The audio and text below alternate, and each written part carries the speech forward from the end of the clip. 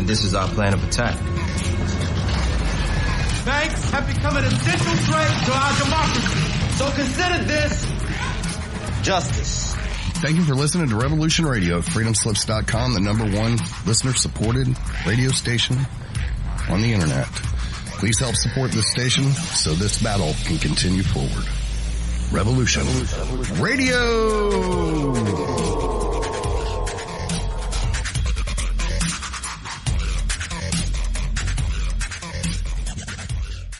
Extend your life with Extendovite. When your doctor tells you you have bad cholesterol or blockages in the arteries, what do? When diet and exercise is not enough, we try medications and hope for the best. For the last 2 decades, I have been telling people about a natural method to help solve these problems and more.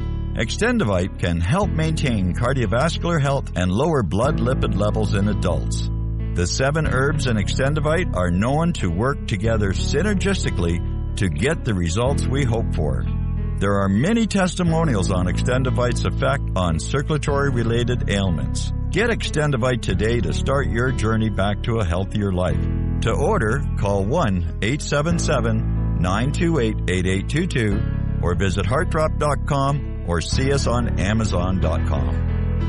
Extend your life with Extendovite. The opinions expressed on this radio station, its programs, and its website by the hosts, guests, and call-in listeners or chatters are solely the opinions of the original source who expressed them. They do not necessarily represent the opinions of Revolution Radio and freedomslips.com, its staff, or affiliates. You're listening to Revolution Radio, freedomslips.com, 100% listener-supported radio, and now we return you to your host.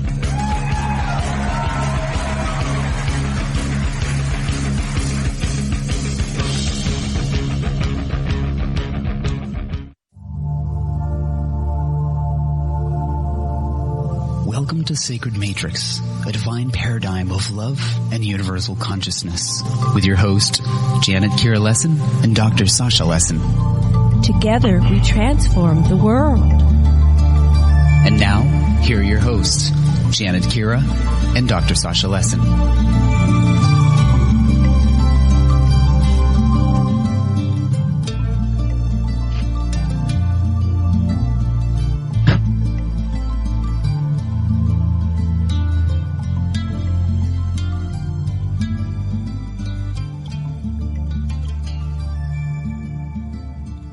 Aloha, everybody, and welcome to the Sacred Matrix. Ooh, and I got lots of feedback. Hold on, let me adjust something. Okay, there we go. And I'm your host, Janet Kira Lessin, with my co-host, Dr. Sasha Alex Lessin, producer Thomas Becker. And we're doing a roundtable tonight with Dan Cooper and Karen Christine Patrick. And we haven't had Karen on for a while, so welcome back, Karen. And Dan's been a semi-regular with us every couple of weeks. And we're going to talk about planetary solutions like the basic minimum needs economy and education, health and wellness, minimum wage, BMI, basic minimum income, physics, idiomaterial physics, A.R. Bordon, life physics, remote viewing, twins program, multiples programs, free energy systems, and much more. We're just going to go round table here and talk about how we can resolve things for these situations in this world, which is not benefiting a lot of people. Very negative energy, and we're going to turn it around. We're going to keep bringing these planetary solutions to Revolution Radio here on the Sacred Matrix and our other shows, Stargate to the Cosmos. So before I bring on, you can just look on AquarianRadio.com. I've got Karen's extensive bio and Dan's bio and some pictures, and I'll be adding more during the course of the show and the post-production. Before I bring on Dan and Karen, I want to bring on Dr. Sasha Alex Lessin. How are you today, sweetheart? I have a burning question that our guests may elucidate. A.R. Bordon said that, when Nibiru was heading for its perigee or nearness to Earth, and it looked like it was going to cause vast disturbances on this planet, he said that the extraterrestrials did something where they altered time space so that we passed, or dimension, or somehow we got past the perigee of Nibiru without cataclysm. And I know that Bordon said it was done, but I never quite understood it. And these are the two people that might be able to explain it. All right, so we're going to start with Karen, and then we'll bring you on, Dan, in just a few minutes. So Karen's going to begin the discussion talking about, what are we going to talk about? I can answer his question. I know what happened. Go ahead and answer the question, and then go into where we were talking about before the show got live. You're going to talk about physics and all that stuff. Okay, yeah, go ahead. The kind of to answer your question, Sasha, is there were two life physics groups. There was the guys that started about 30 years ago, and then when A.R. Bordon kind of went rogue from that, from the programs he was in, he gathered up his own the latter day or new, life physics group, and I was a part of it. And it was actually he developed a group meditational protocol with a bunch of us. You guys talked to Michael Lee Hill and Charlotte, and PJ1 and some others. And we basically worked together in pairs, quite a few of us doing mantra, I guess you'd say, or meditation to shift, I think it accomplished a time shift, but to shift the entry point of Nibiru into the solar system by a few percentage points. And like a rudder of a ship, if you just shift the rudder a little bit, it comes at a different angle, which would be a non-catastrophic pass of Nibiru. During that program, we worked with something called the platform. So that was a common meditational nocive area that we all accessed. And later on, my own reconnecting with A.R. Bordon after his not being with us on the planet anymore, he came through to several of us. So there's some of us who, are still in contact with him. And apparently we were successful, and we pissed off some people that wanted the catastrophic result. And so we're not going to have a catastrophic, we're going to have some, effect, but it's not going to be catastrophic. But we've got people running under the old program who feel that they're trying to benefit from the catastrophic way of it. And so now we're in an interesting position because we're going to come into a different space with this. And so our response would need to be different. And I was very privileged to, continue my contacts with some of the beings that were in that same etheric space. And I learned interesting things, but that's the gist. And Michael Lee Hill talks about this more extensively than I do online. If you want to go to his material, he talks about it as well. Karen, did you this happening in space? Did you get mental pictures of it, like on a map? Did you? Can you give me some details about how you did it and just what you did in terms of your senses and thoughts? Well, he made it as a kind of like a specific formula as possible. We worked in pairs, and we kind of intentionally agreed together that the angle of ascent of Nibiru into the system was going to be non-catastrophic, and there was some specific numbers involved. Don't ask me because I don't remember numbers. And then for me, I'd hang up the phone with the person I was partnered with, and then what would happen is I would continue to stay in the space. I would continue to stay in that space, and I connected with other beings myself personally who kind of started telling me more of what was kind of going on to make that happen. And so I got some impressions and downloads and mostly pictures. I have one set of beings. I kid you not, they look exactly like the blue gods and goddesses from like if you were going to an Indian restaurant and you see them and they're on a poster and they look blue, they look just like that. Mm-hmm. And they had those quixotic kind of looks on their faces, and they kind of showed me that in a sense the mechanisms that was going to be done to make this happen was not to necessarily move a planet per se, was to move our like collective awareness into a different timeline. So that was more, and that's, my personal impression. If you ask other people, they may have a different opinion, but that was what I became aware of. That was a timeline shift. And I think we're seeing some of the results that we see of timeline shifting that's been going on has been reflected in the Mandela effect, I think, when you've got two different people remembering two different events differently. Wow. I always remember the wrong one. So whatever's current, I'm always the wrong one on that, So, Berenstain Bears, how many people were in the limo when Kennedy was shot, whatever the current one is, I'm always the wrong one. So I must be from that other timeline, apparently. Yes, you are. I can. And that sounds magical. That's magical. So then let's have Dan chime in. So Dan, you have some specific questions for Karen? Nebrew did did a time phase shift. The physics of it, whether it did it alone or the people, inhabitants there, in cooperation with the planet. Planet's alive. Every planet has an entity. It's that every planet is alive. It has an entity. And whether Nebrew did it by itself or it did it with the inhabitants there, I don't know. But it did phase shift. And the examples that we have are the USS Eldridge. That was 6-force experiment for phase shifting, and that's actually the current technology that the U.S. military uses for cloaking their aircraft, is a 6-force phase shifting. It steps it back just a moment in time, and so it's not in this time. And then Nebrew was able to travel through our solar system, and then when it leaves our solar system far enough away where it won't do any damage, then it will reappear in this timeline. So she's correct. It did phase shift, time shift, but the example is the USS Eldridge.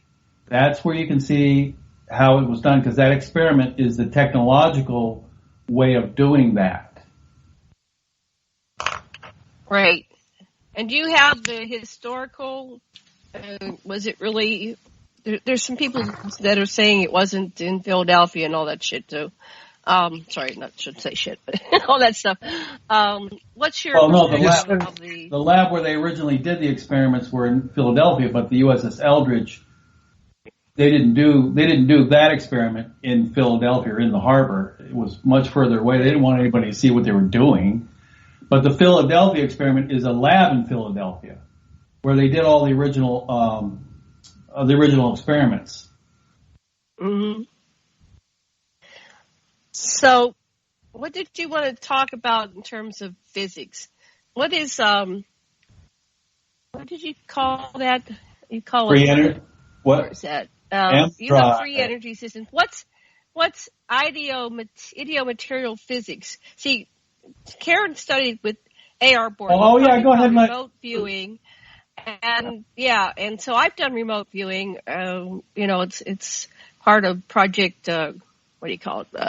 Not Pegasus, the other one, Stargate, which I'm a part of, right? And then all these things are tied in together. So, Karen, do you want to give us a little background, and then we'll ask each other questions?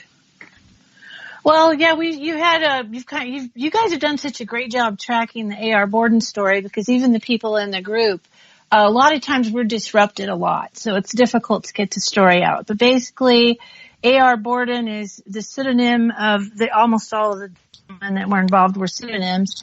It was a project that utilizes physicists that were open to the idea of like the quantum hologram type theories, and then they used probably people would be familiar with the concept remote viewers, but they didn't actually use those words, because the remote viewing is like just, okay, I'm going to go look over there. It's not that type of protocol and everything about that. I say remote viewers, and I think they know what I'm talking about. It's not the same thing, because they developed their own language in the idiomaterial physics, which is what they eventually call this type of physics, it's basically the idea that ideas and thought, ideo part, is what underlies material reality rather than particles. It's thought and ideas and energy. And so they were trying to come up with a new terminology, and that's where Bordon and the older guys, who's everybody, is the terminology so different. But that's kind of we have a group called the Writers of Bordon on Facebook. Oh, hey, we're still up and running. I'm always amazed. You could come and we, in the file section, we have a lot. When Bordon left us, and that's a whole story, the group who still had, he threw out documents, kind of willy-nilly, whoever got interested. So we all had a different set of documents. So in the Writings of A.R. Bordon Facebook group is where we put as many as we all had, and tried to update versions. That was, as much as we could. We all put all those documents in the file section in there. So if anybody's interested in, the files on this, it's in that group. And we also keep them on our own in case, you know how things are on Facebook. And so basically, they used ENS, Extension Neurosensing, which is their terminology for what they're doing. It's not exactly remote viewing. So I'm sitting in my chair and I'm going to go try to find a missile base in the old USSR or something. It's more like you're taking a part of your consciousness and inserting it into, or you're going out into different realms and, multi-dimensional places and etheric spaces and space and time and whatever. It's much more to it. And you kind of try to be there as much as you can and then give a report back of what you're seeing. And so they used what they call nocive. So a person is a nocive. They know things, right? And they call them nocives, and they use them to map this, reality structure that they were looking at and figure it out. And so you were one of those people. I was that's a whole story. My awareness factor of like my own like life path was, I felt like I started learning about it before I got to know A.R. Bordon, but then when I realized what I was looking at, I realized I've been getting downloads on it for quite some time and was involved in the programs, and they probably did a mind wipe with me like they do in the secret space program. But this would be your secret science program, right? This would be, there's an overt and a covert. Yeah, there's an overt and a covert. And now I got to say a third one, overt, science, technology, etc. There's a covert science and technology. There's also ET, non-human, overt and covert technology and science. And so this is, believe you me, I have good evidence that the government, of course, was studying all of this stuff, but then they would have the overt program say, oh, no, we didn't, and put us down and say that's not real science and all that. So all this stuff starts to make sense when you listen to whistleblowers, if you know that there is a overt, covert science, technology, and government. Then it makes sense. Yes. Karen, if I may. Karen, sure. What did you see when you did? Wait, people talking at once. Stop. People talking at once. Karen, when you did the equivalent, I haven't held on to the term, of remote viewing, but you're there and you're nosising. What did you notice on Nibiru? I'm terribly interested in just what you sensed and knew on Nibiru. I was less like on there. I think a good person to talk to on Nibiru things would be Charlotte. She did quite a bit more on Nibiru itself. My experience was more with the etheric spaces. One of the things that the nocives discovered was that there is dimensional spaces that are Earth-like. They're just like Earth. They're environments. And later the program, and I've never been able to get Andrew Bishago necessarily to correlate that with me, but both the programs that he was involved in when Bernard Mendez was talking about slots, so subquantum environments was his terminology, as well as onto-energetic environments, which is the terminology that it's the idea that there's spaces that don't pop into the physical like we think of them, but like if you're there, it's physical. So that was more my experience. As far as like the Anunnaki and the Nibiru, excuse me, part of it, was I had communications, particularly with an Anunnaki ancestor, who guided me through trying to understand what was going on with that. So I don't have that personal experience, but I have that awareness that, yeah, the Nibiru is a kind of a pain in the butt when it comes to the solar system. It's caused many, many problems, but I think in your material, I've discovered it depends on, which time. Sometimes it's more catastrophic than others, I think. And that probably depends on the orbit, a considerable amount. Right. Is it two ways that when you get them, they get you at the same time? It can happen. It sort of depends on if I'm looking at a historical record. The other thing that I would add is that our internet mirrors and a sort of an extranet. So there's a common historical, I don't know what you call it. It's like you could say Akashic record, but basically there is an internet, an extranet, what do you want to call it, of what one of my being friends called the history. So it's like kind of what really happened. So sometimes there's an individual intelligence communication base to it. Sometimes it's literally like reading a file or watching a video. Or I've watched etheric videos. It's a trip because they are third dimensional and holographic. And one time a being that sounds just like Ben Stein was saying, our solar system has 10 planets, that kind of stuff. So it can be funny, and enlightening. But I think you can definitely say of the live physics group contactees, almost all of them were Anunnaki contactees. Two-man, because that was also A.R. Bordon's experience. He was abducted with his father by a craft in Brazil, and he himself was an Anunnaki contactee and experiencer and abductee. Mm-hmm. Thank you. Wow. Thank you. Dan, did you have some questions or feedback or comments? Yeah, the remote viewing was that remote viewing level is PSYOPs. They're very advanced. But the remote viewing that they taught us, the Apache warriors taught us the remote viewing, and you're all familiar with that because you've actually seen it in many movies, where the shaman would take over a hawk and then be able to see through its eyes. They were our drones. Yes. We could do that. They taught us how to do that from very early on, and we were really good at it. But we were also able to do that with rabbits. If we wanted to hear long distance, we could enter a rabbit and then hear long distances.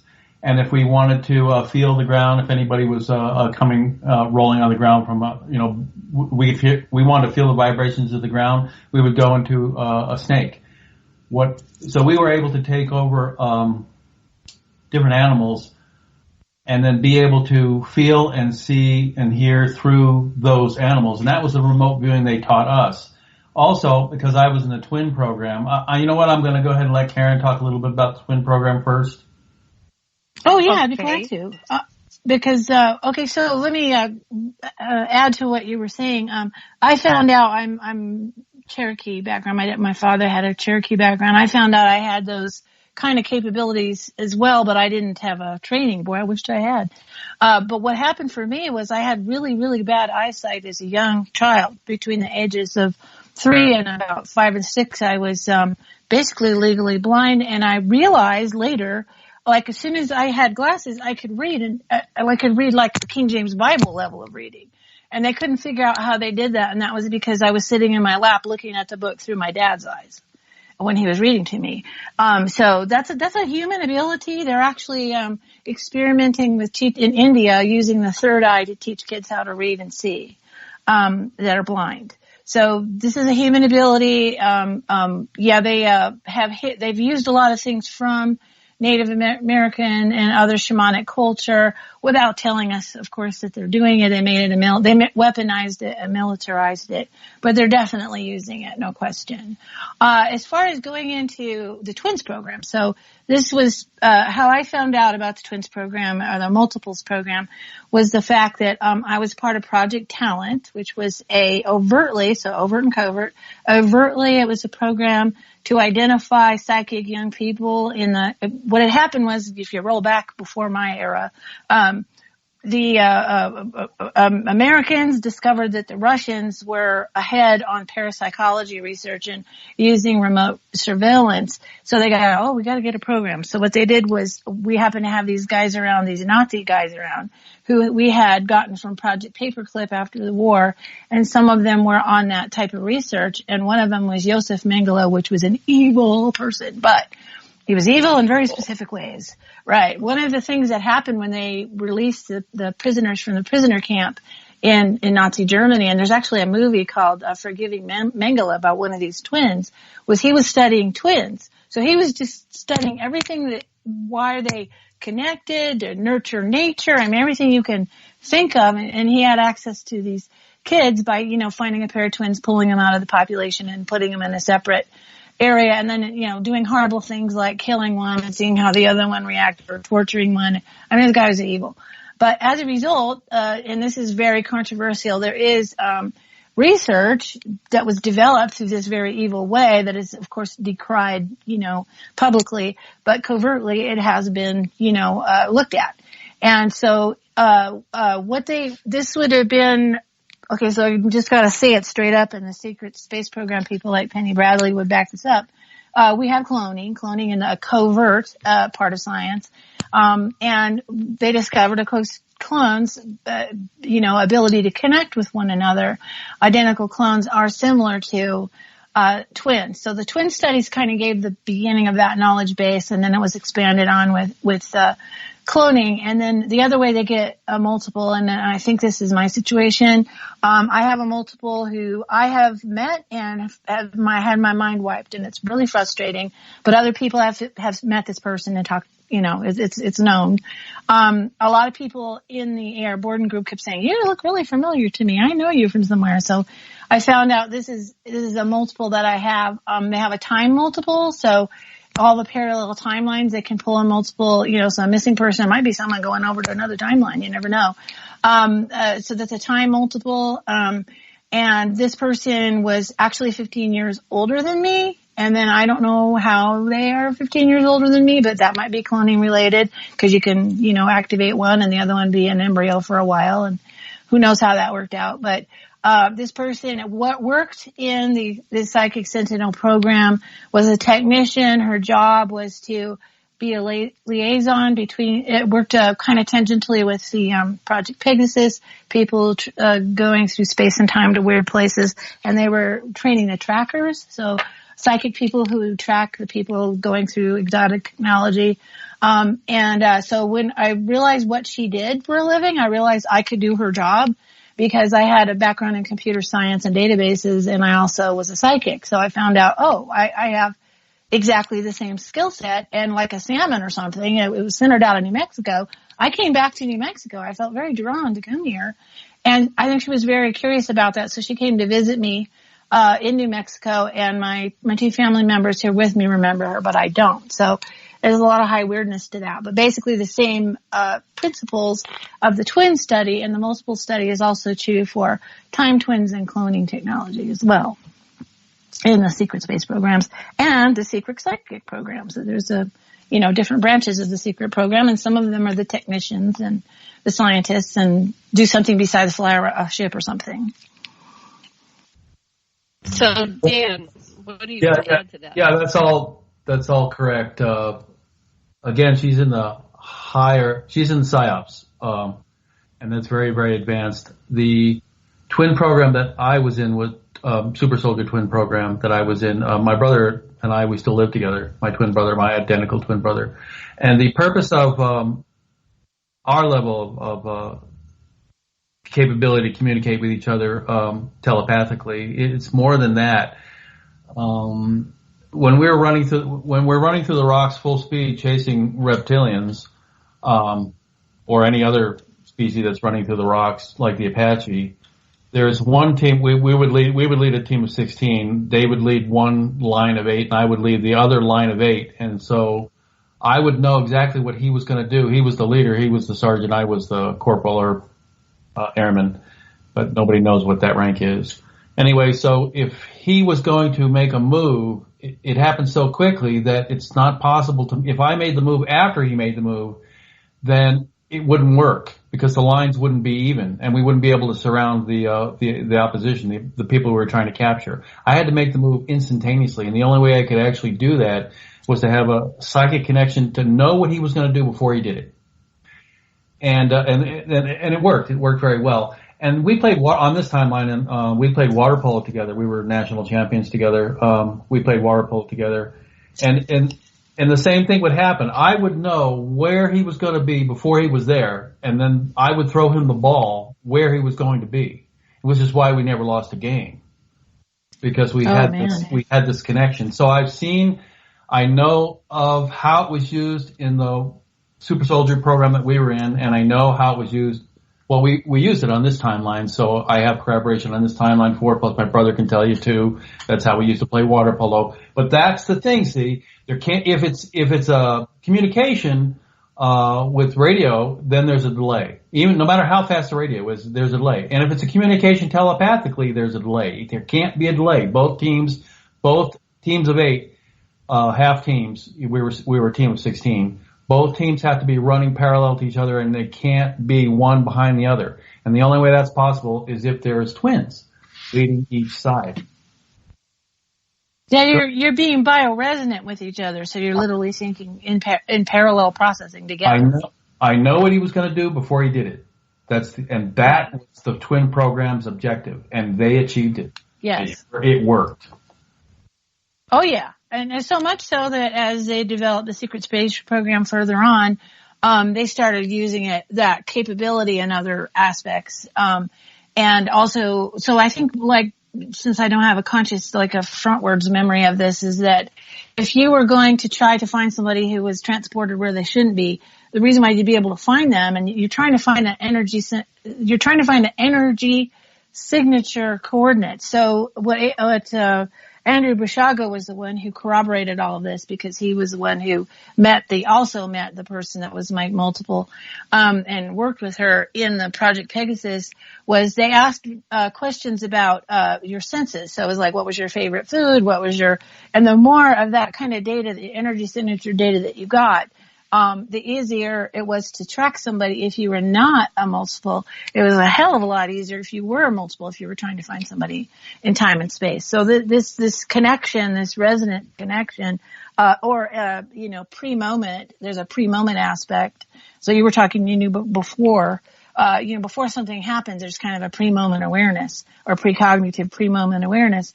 Then basically, you would be able to sync up with that moment, with that mind, with that energy signature.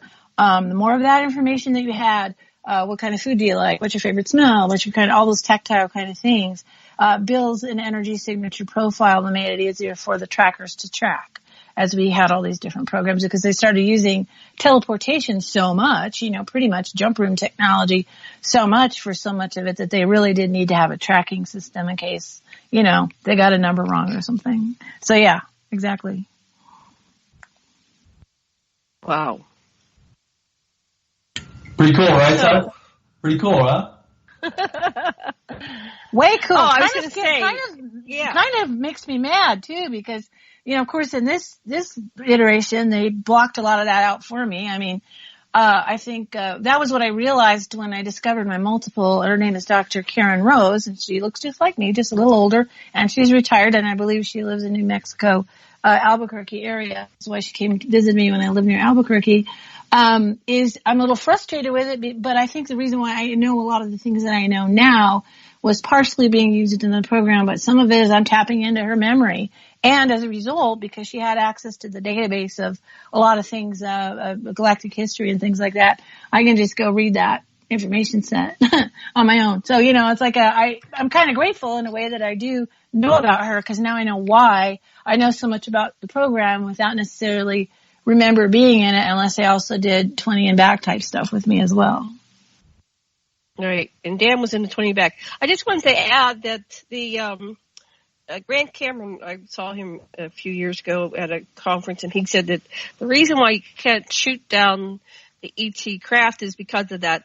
They know before we think the thought about shooting them down, so they already have anticipated it and moved away from the possibility that they can be shut down. So we're becoming aware of these systems. Dan was in the 20 and Back program, and Karen doesn't really know your full story. Do you want to share a little bit with her so she can catch up on who you are, Dan? Oh, I'm sorry, Karen. We should have started there. Sasha's questions were really great because he knows that you're real familiar with these things, and that's why Sasha's wanting to hear so much from you, because Karen's experiences are correct. She's not faking anything. No. No.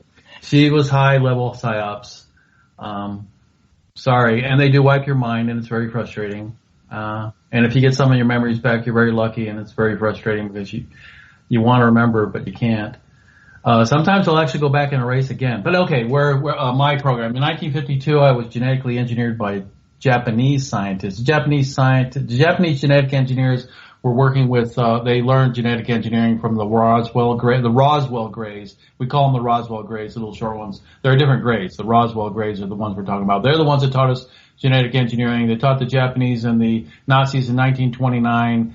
And then from 1929 to 52, the Japanese geneticists had perfected the process. And so when the United States the treaty wasn't until 57, but the ceasefire was in 52 with the United States and the Nazis, and of course with Japan. And that's when the technology, that particular genetic engineering technology, was shared. And I was genetically engineered by Japanese specifically to be a sword fighter. We both were. Well, no, actually my brother David wasn't. His specialty was tracking and small arms and other things. My specialty was sword fighting. That was my specialty. But we were taught by the best Japanese instructors I was taught by the best Japanese instructors and the best Shaolin instructors on how to fight with swords, specifically for dueling purposes in the realms where people in the warrior cultures where that was the way that they resolved their conflicts, by dueling with swords. Should I go further, Karen? Hello? Oh no, keep going. Sorry, I'm keep going. I'm muting, so I'm listening. Keep going. I hadn't heard all. No, I want to. Okay, so we were. You're genetically engineered to have a little smarter. By the time they got to 52, from 29 to 52, they made a lot of mistakes. But by the time they got to 52, they realized that if they make you too smart, you'll go con on everybody. If they make you too strong you'll get noticed, or if they make you too fast, you just get too noticed. So they make us a little faster, a little smarter, a little stronger than the average bear. By 52, they kind of grasp that. So that when you go into the program, the technology, what takes over, we had robotic suits and implants and nanites and stuff like that. Not a lot. We weren't all AI, just a little bit. Especially our team. We were mostly they didn't really want our team to have the enhancements because we would compete against species that had the enhancements, and they wanted us to be able to defeat them with natural abilities. So that was we were kept away from the enhancements, and it worked. We were actually like you've seen Star Wars, where the Jedi fight the drones and they always succeed because the drones are always slower. It's the same thing. Whenever you put too many enhancements into a species, it makes them a lot slower and a lot less capable, even though they think they're more capable, but they're not in battle, not in a duel.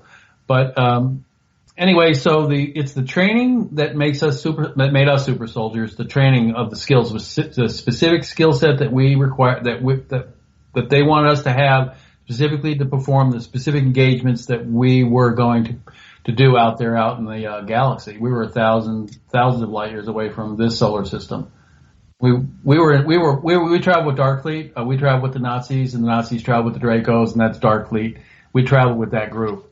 My commanders were my two commanding officers. I actually got to meet them, and I actually got to compete with them in the New York Athletic Club men's team. When I was 16 and 17, I was competing with my two commanding officers. They were on our team, on the New York Athletic Club team, Hans and Werner, the colonel and lieutenant colonel, Nazi SS officers. And they said we're Nazi SS officers.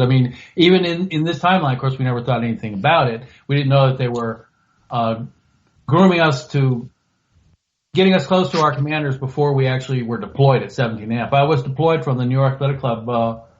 I went to water polo practice and I got deployed. When I came back, I came right back into that water polo practice with Hans and Werner. Yeah. Okay. Oh yeah, let me kind of add to that. So my birth year is 1962. So I was now becoming aware with you and Penny Bradley and others who was the ones born in the 50s earlier. By the time they get to 61, they're cooking with gas on a lot of the enhancements. The Nazi involvement for me was actually in this current iteration. My parents were involved in a political, kind of a right-wing political group that discussed all kinds of strange covert stuff. So I'm a second generation, which is called conspiracy theorist. And, we had a gentleman, who was a Nazi, neo-Nazi or whatever you want to call it, a Nazi party member who was in our group coming to the groups.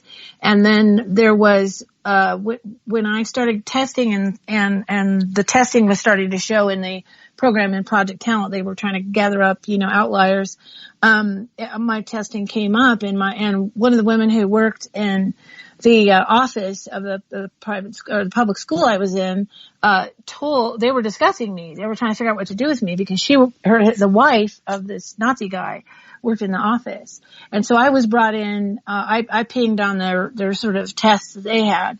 And I was brought in for a full psych eval and I finally remember the hypnosis and some other things that happened, work with Zenner cards and different things.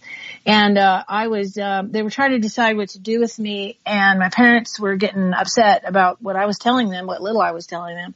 And they decided to pull me out of the public school. So there was a kidnap attempt but there was like an intervention. So the ETs were not letting me be brought in that way. I was intervened with, off and on and which is question marks because like, what the heck, what is that?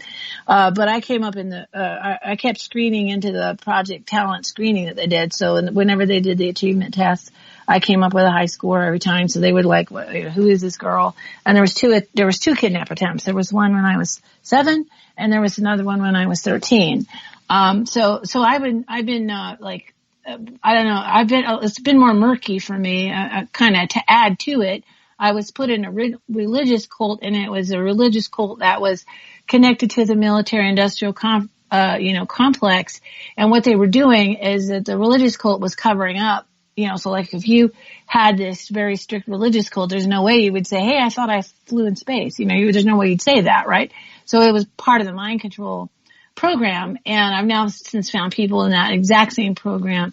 So the other problem was they were trying to also experiment with what mind control would be used for, kind of blocking us out so they could run both programs. They could run the programs with people overtly remembering whatever, and also they could do, control systems. And then the other thing about religion that most people don't know, and I always get in trouble when I talk about this, is that, hierarchical religions tend to marry their own kind, so it becomes a genetic petri dish.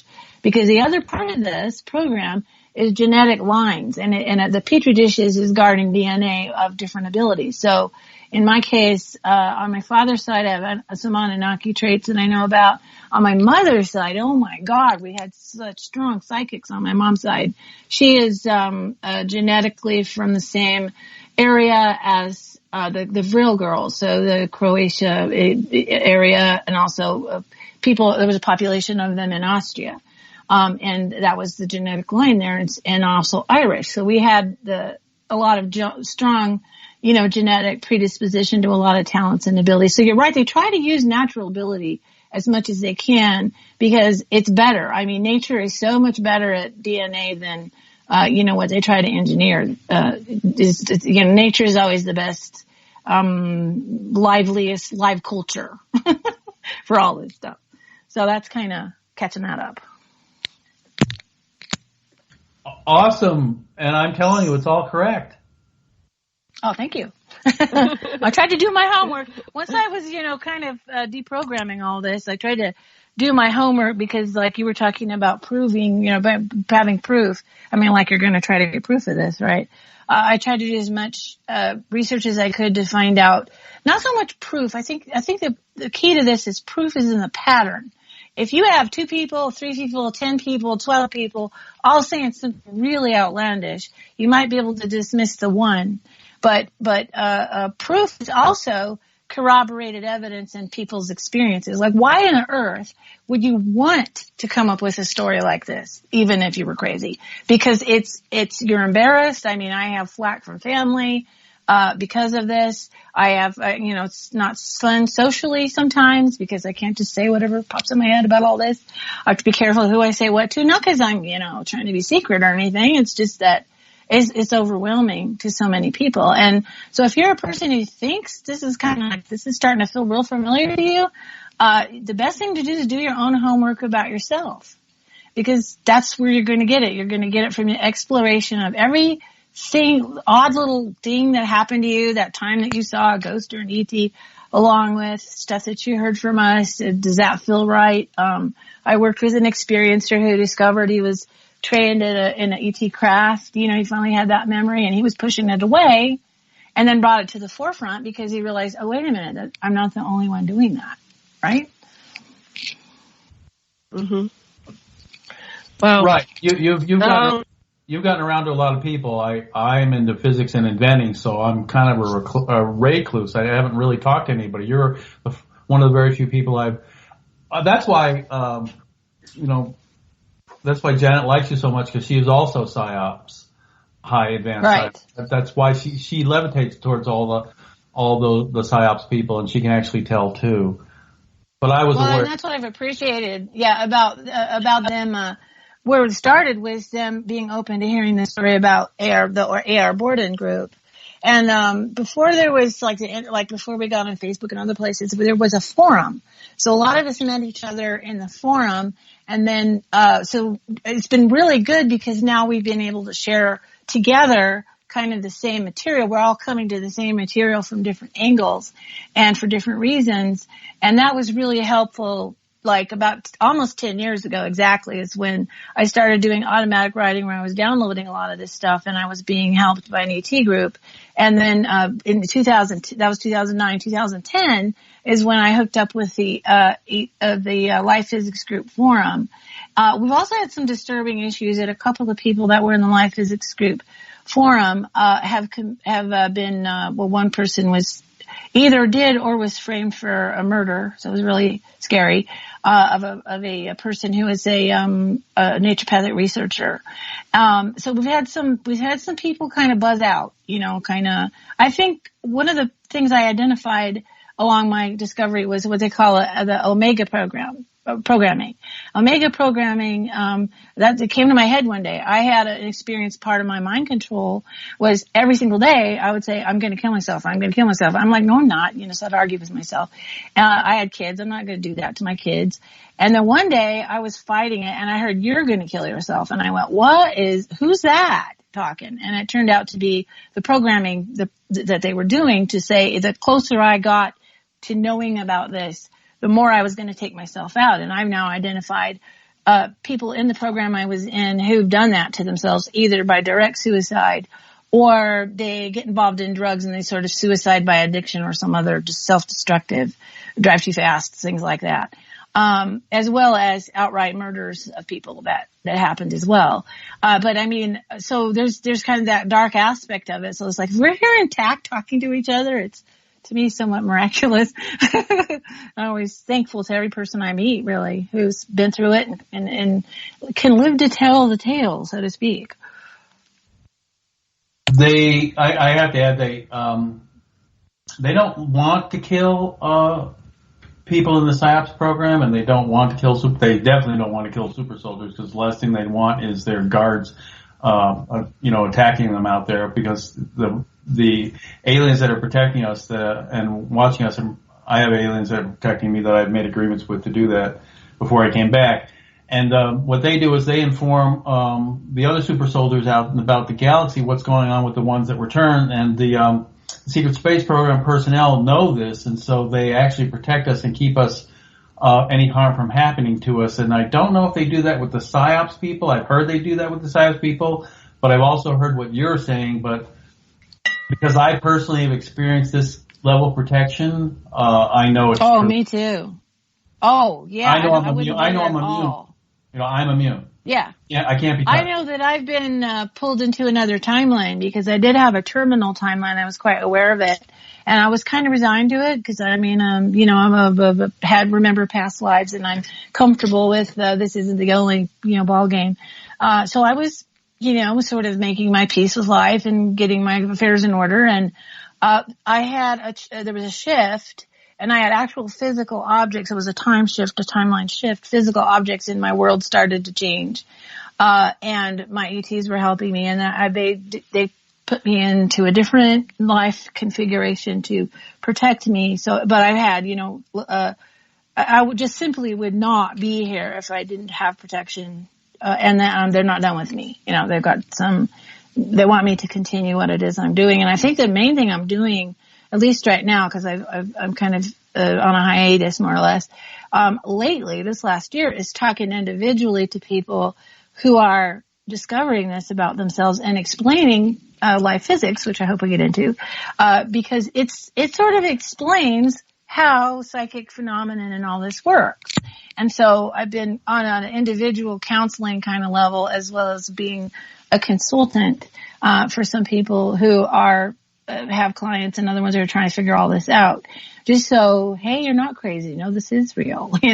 That seems to be what I'm doing the most of right now. Well, if you need corroboration, and my level's not nearly on your level, our level of psionics training is nothing compared to your level. But if you need corroboration, you need someone to say, yeah, she's right. Yeah, it happened to me too. I know how to tell it. I know how to convince. Okay, go ahead. I think everything you said to me is right on. I was in a different branch, I guess, of intelligentsia, sort of service technology, database information. I have a computer science background. I had a computer business for 20 years and I have a computer science background. And that was for me to understand this is another part of the technology that's being hidden, is we've got the quantum technology being developed because, anything you do normally is quite open book. I mean, that's why it's kind of silly when people try to keep secrets to, an ET or something like that. Their whole orientation to communication and psychic ability to read each other is quite different. It depends on the group, I suppose, that you're dealing with, but we are open book to them. They've made very wry comments about us, that we're thinking we're getting away with stuff. And we're not. And it's sad because some of that is, we're trying to hide the fact that there's, human trafficking and all kinds of negative stuff. And it's quite openly known, open secret, this is where humanity's at right now. And these guys that weaponize this technology, they think they're pulling a fast one. And I think some of the higher ups obviously know they're being monitored. The watchers are watched, right? So they're being allowed to, but I mean, not without being monitored. I mean, so that makes me feel better. There's, I don't want to say there's cosmic cops, but maybe there is, but there's benevolent groups watching over humanity for sure. Otherwise we wouldn't be here for sure. Yeah, and in my 20 and back, I actually made arrangements with more advanced species than the Draco in order to help me out, give me some of my memories back, protect me when I came back. So I did things for them when I was out there in order to get their protection when I was here. Now that happened with a lot of warrior races because I was stationed. I was stationed on a ship, a cruiser, and almost all my 20 and back was on a cruiser. So when we went into warrior realms where there might be anywhere between 200 to 1,000 or more solar systems that are part of the realm of that particular warrior race, then we got rid of all of our officers because all of the U.S. officers, they weren't warriors and they weren't welcome in the realm. So when we were in the realm doing our service, we didn't have our anchors with us, and we were able to make agreements. I was able to because I had won a lot of high level tournaments in those realms. And then every time you win a tournament at the highest level in one of those realms, the royals always say, and a favor is owed. And I would always say, well, I need this and I need that. So I called in a lot of favors, which is why I can do this now here. I'm not saying that you can't. You're protected because of those kind of arrangements that we made when we were out there. Yeah, I was a liaison between these groups, so I kind of got my ability. I think some of my agreements around the willingness to be a communications liaison and information liaison, because it just kind of comes with the job. You have to be able to be free, right?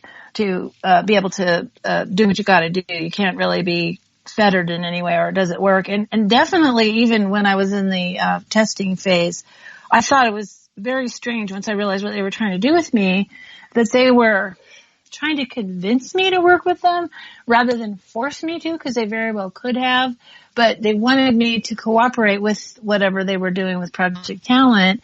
And I thought that was really weird being a kid. You know, you're always told what to do all the time. I'm a little kid. How come you're like trying to, you know, be nice to me and all that, and convince me to be involved?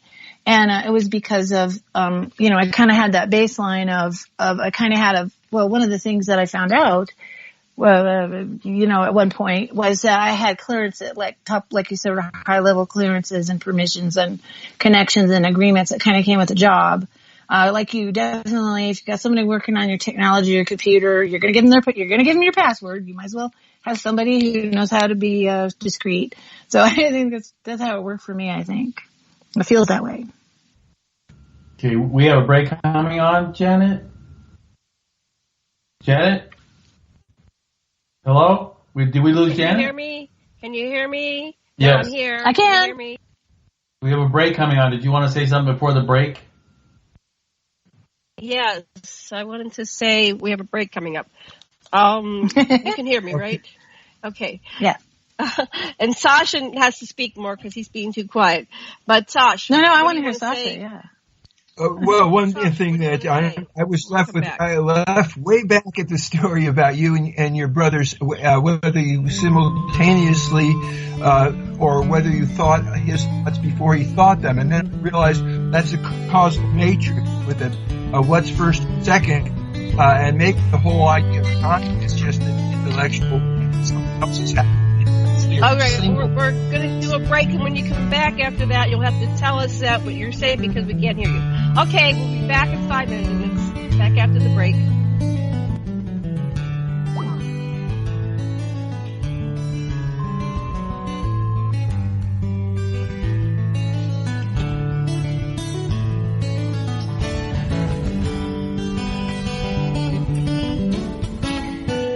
Listen to Revolution Radio at freedomslips.com, and we'll be right back after this message.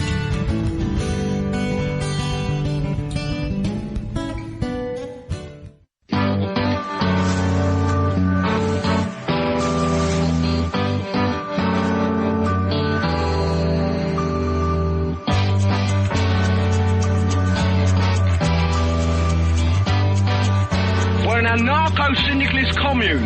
We take it in turns to act as a sort of executive officer for the week. Yes. But all the decisions of that officer have to be ratified at a special bi-weekly meeting. Yes, I see. By a civil majority in the case of purely internal affairs. Be quiet. But by a 2/3 majority in the case of more... Be quiet. I order you to be quiet. Look, you stupid bastard, you've got no arms left.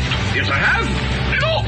It's just a flesh wound. I don't believe I've seen such a display of courage, skill, nerve, grace, and stupidity. I'll do you for that. Oh, what? Come here. What are you going to do, bleed on me? I'm invincible. You're a loony. The Black Knight always triumphs. Roundtable Live, Monday through Friday, 1 a.m. till 4 a.m. Eastern Time. Bring your mind, bring your ideas, bring your voice. King Arthur had nothing on us. Here at Revolution Radio, freedomslips.com. Enjoy your extra big-ass fries. You didn't give me no fries. I got an empty box. Would you like another? Extra big-ass fries. I said I didn't get any. Thank you. Your account has been charged. Your balance is 0. Please come back when you can afford to make a purchase. No. I'm sorry you're having trouble. trouble. Come on. My kids are starving.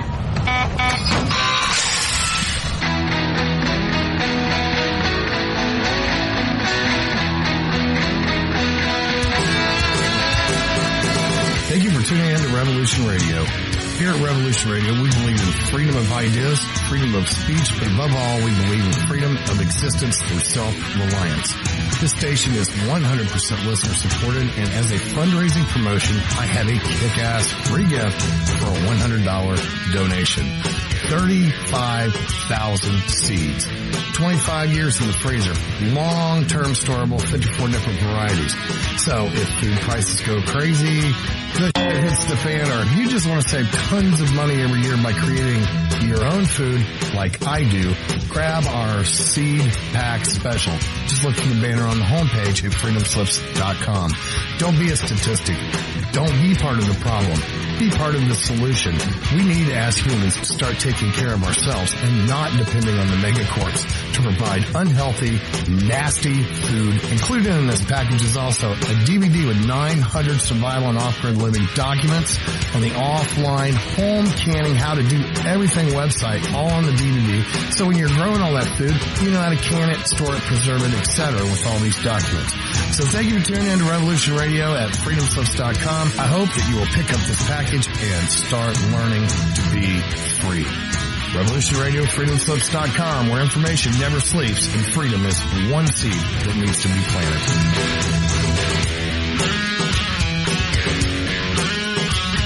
What we do in life, it goes in eternity.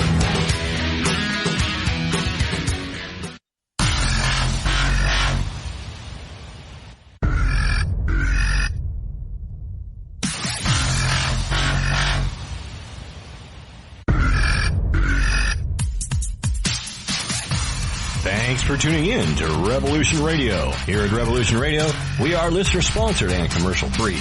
But there still are bills to pay. In order to raise some needed funds to cover the cost, our station is offering a silver special. In the continental United States for a $60 donation, or in Alaska, Hawaii, or Canada for a $70 donation, we will send you an uncirculated 2018 1-ounce pure silver Eagle. The $70 donation, the extra 10 is to cover shipping, by the way, outside of the continental United States. When making the donation, you must put Silver Eagle promo in the notes on the donation. And thank you for tuning in to Revolution Radio at revolution.radio and freedomslips.com. Without you, there is no us. Revolution Radio, where information never sleeps.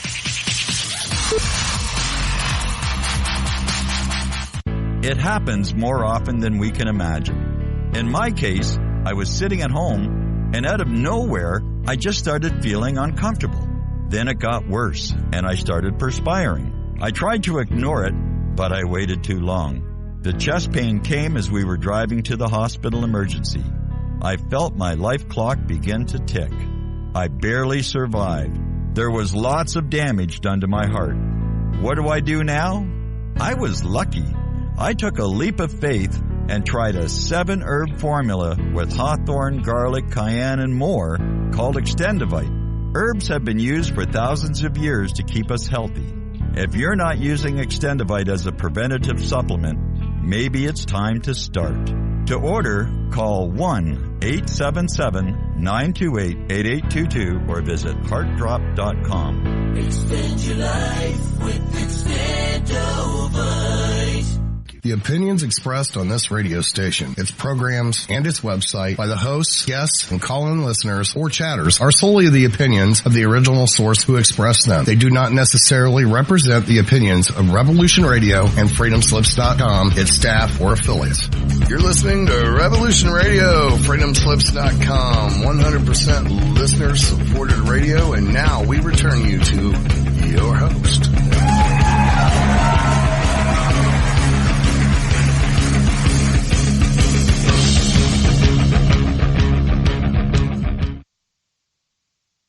Aloha and welcome back to the Sacred Matrix, and I'm your host, Janet Kara Lessin, with my co-host, Dr. Sasha, Alex Lessin, producer Thomas Becker, and the rest of our panelists today are Dan Cooper and Karen Christine Patrick. We're talking about all kinds of things in the secret space program, the secret programs, and AR Bordon and physics, and we got to talk about life physics in the second hour. But before we get back to this show, I'd like to remind everybody to please go over to that donation button on revolution.radio and make a donation, because we really, really, really need your donations to keep these programs on the air. And I think you like them because you're joining us today. And I'm going to sneeze. Thomas, what's our fundraising? I'm going to sneeze here. Go ahead. We need 2550, and we've got 2106. That leaves $444 to go. And we have, 5 days?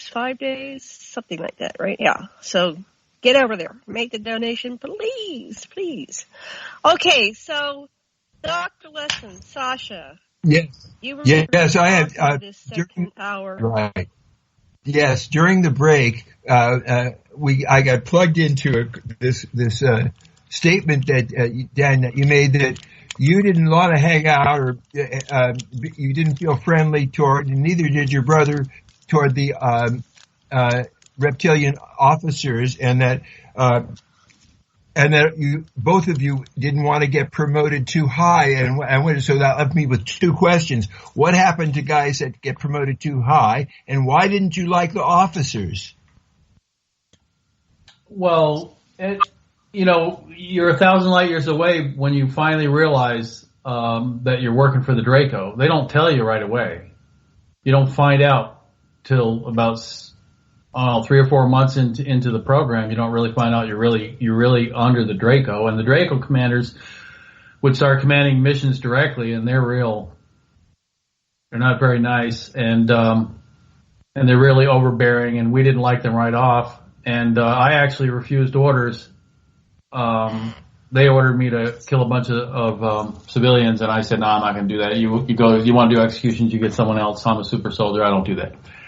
And then I got called up on a court martial, and I'm not going to go into the details because that's a really long story, and it's a good story because it was a very quintessential moment in my career. It was why I decided to go ahead and go through with the 20-year and back. But that's a really long story. No, we didn't want to get promoted because they weren't going to promote us. We were a team of 16, and that was what we were going to do for 20 years, and it was never going to be any different. So there was no reason to take any higher rank than what you needed for command of the team. And we were both my brother was first in command. We tossed a coin on that one. I didn't want to be in command. He didn't want to be in command of the team, so we tossed a coin on that one. So he took tech sergeant, and I took airman. And that was it. And we refused any ranks past that. Sometimes they give you, more sergeant stripes or more, first tech, airman first class, or they'd offer you higher ranks, but it wasn't necessary to command the team. We didn't need any more rank than we had, and we always refused it. We'd always turn it down. They gave us 5/16 stars we get the Medal of Honor your first year. Everybody does. It's in the program because they put you in these crazy engagements. You're coming out with a Medal of Honor or you're dead, So you always get the Medal of Honor your first year. We had the Air Force Medals of Honor. And then every year they would give us a 5/16 star, even though we earned that almost every mission. They would give us one every year. So we both, I think I retired with 21 and David with 21. They always kept us the same because they didn't want us to get mad at each other. 21, do you know what a 5/16 same as a Medal of Honor, 5/16 star? Go ahead, Sasha. Yeah. I don't know what that is. Look it up. It's 5/16 star. Okay. Google it. Janet's got the computer. He wants you to look it up, Jan. I will. I'll look it up. I'll put one on the site. 5/16 star. And so what does that mean? That means you did that's a certain honor. No. You can only get one Medal of Honor, but anytime you've done the same kind of thing, they give you a 5/16 star, so it's the equivalent of a Medal of Honor, but because you can only get one Medal of Honor, they start giving you 5/16 stars after that. And you'll notice I don't know if it's still posted, but you'll notice that Congress has allowed 26 of them. And the only reason Congress has allowed 26 of them is because someone's earned 26. Wow. So how do you fit them all on your uniform? Well, you only wear a uniform. You can see the ribbons. Go look at the ribbons. I had 21. You'll see the ribbons. Air Force. Okay, I'll go look it up. I'll look that up. Okay. Yeah, that's what you were asking? But it's only for ceremony. I'll go look it up. Oh, for ceremony, right. So it shows that you've done a lot. You've served to the highest. So you never have all those. You never became friends. You never hung out with. You never became friends with your officers. And neither did the other guys, if I got you right.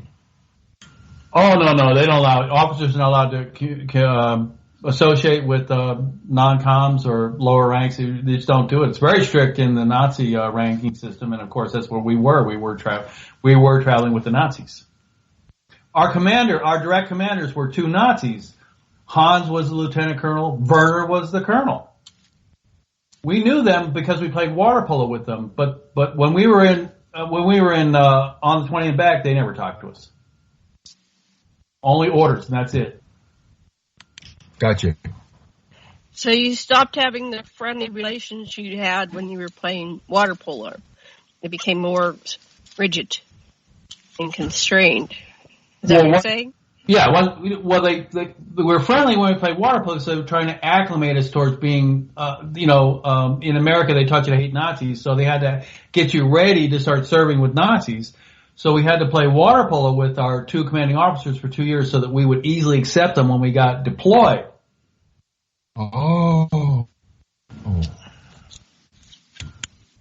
Now, when you were playing water polo, was it fun? Did you laugh? We won every game. I was 16 playing on the New York Athletic Club men's first team in international tournaments. We won every game. I was the center guard. I was the guy that, did all the fights. Well, what were your dynamics with them when you were 16 and you were up against these people that were Nazis? Was it friendly? Did you laugh? Was it all negative emotions? No, they're the coaches, honey. No, there were only two Nazis on the team, Hans and Werner. They were our commanding officers. Not everybody on the New York Athletic Club team were Nazis. It was just these two, our commanding officers. So we were very friendly. We played water polo and we won tournaments with them for 2 years. We loved them. Okay, so you were very friendly. Okay, that's all. I was missing that for some reason. Okay, now we're in our last hour and we're 11 minutes into the second hour. Where do we want to go? Because there's a lot of directions we can go. Karen, where would you like to go? It's been a while since you've been on the show. What would you like to talk about? Life physics group.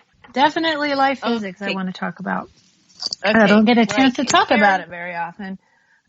Yeah, Karen's going to be with us for a couple months, and then she'll be back somewhere towards the fall. But go ahead, Karen. Tell us about life physics. Yeah, life physics is kind of, okay, so it's the physics, it's sometimes a corollary would be quantum hologram theory physics. But life physics, I'm not sure why they chose that moniker in the A.R. Bordon life physics group, but it kind of comes from the idea of this is what you do naturally as a living being. A natural being does certain things, and we don't look at, like we're told in our overt science what that is.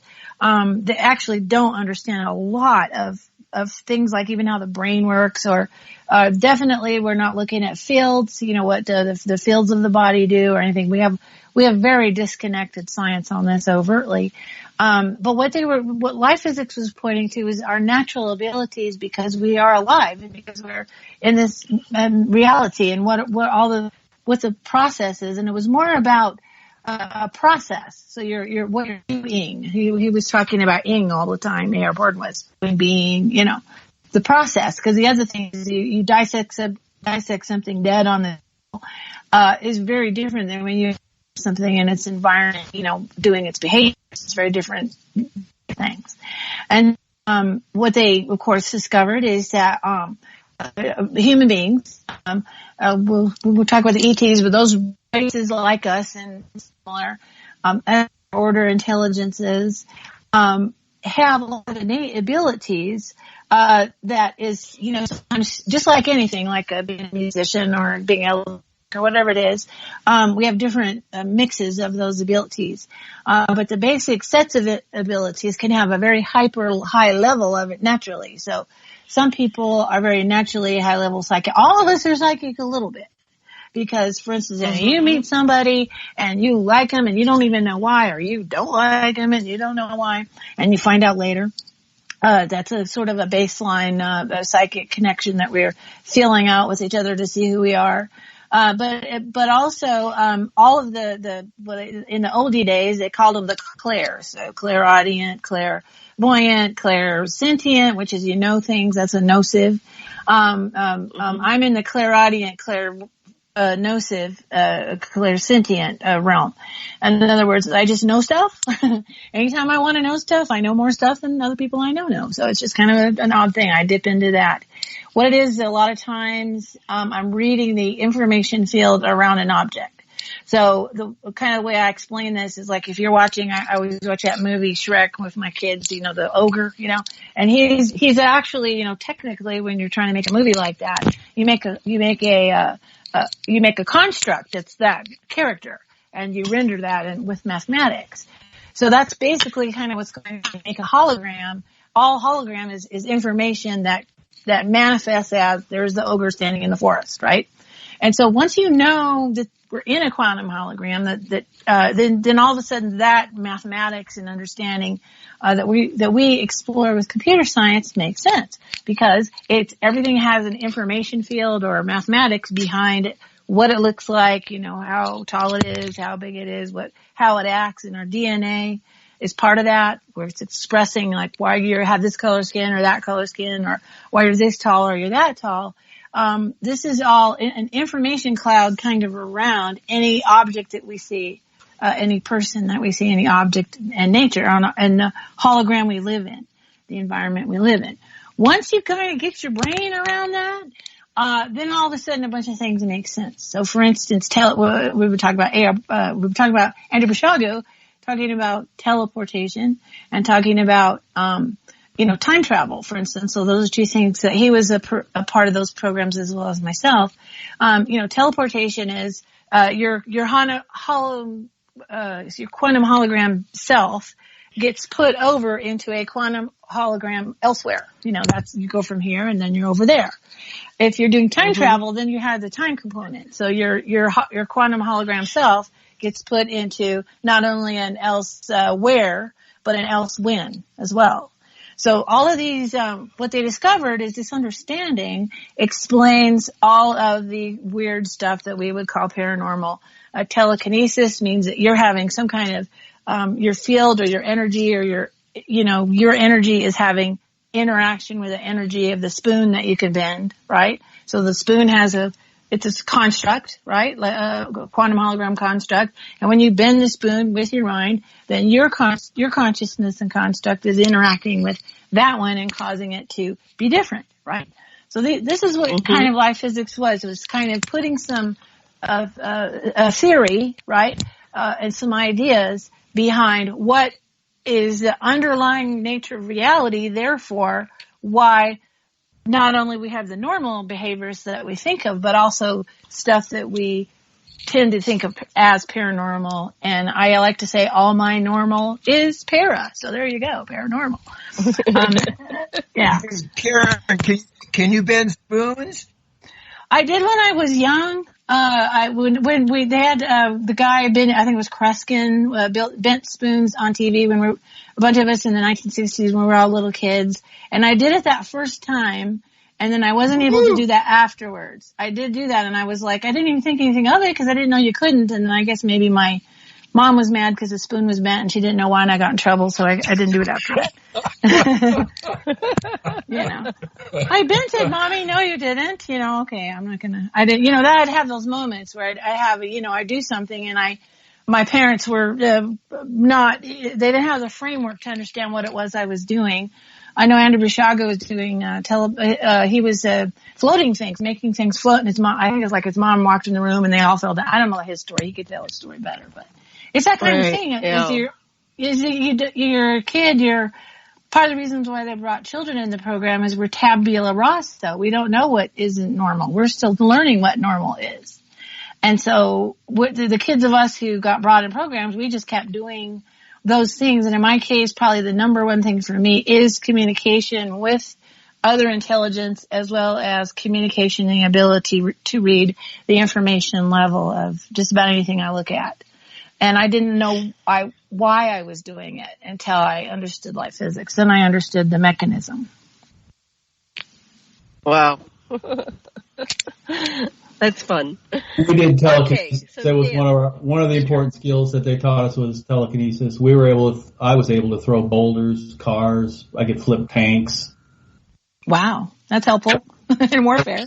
Oh yeah, well in the program we were we were always competing against species that would live for thousands of years. Some of the reptilians would live 30,000 plus years, and they all developed high level psionic capabilities, especially telekinesis. And in order for us to be able to compete at that level, they had to teach us that.